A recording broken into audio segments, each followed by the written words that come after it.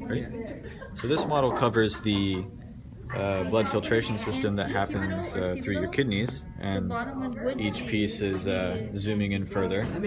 So this is your overall kidney. On top you have the adrenal gland. Then the outside of the kidney is known as the renal capsule.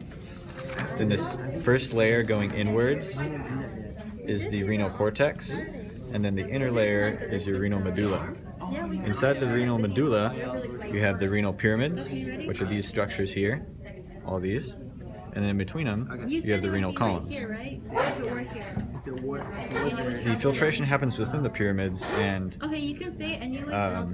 urine is collected through the renal papilla right there, which enters the minor calyxes, going to major calyxes, entering the renal pelvis, which is this whole area, and then entering the ureter, going down to your urinary bladder and urethra. Yeah, that's from the first branch.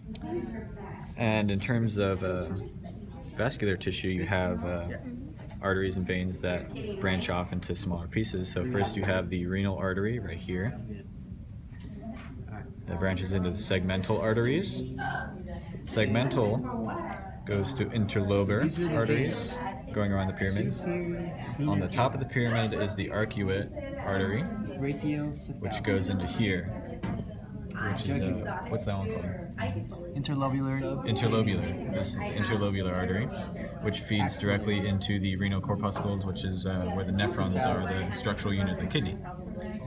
And then you have the same thing going to veins, but first it goes to the peritubular capsule, or peritubular capillaries right here, which is I just want to know for myself. Plexus of arteries and veins feeding into the interlobular vein, arcuate vein, interlobar vein, and renal vein. There is no segmental vein.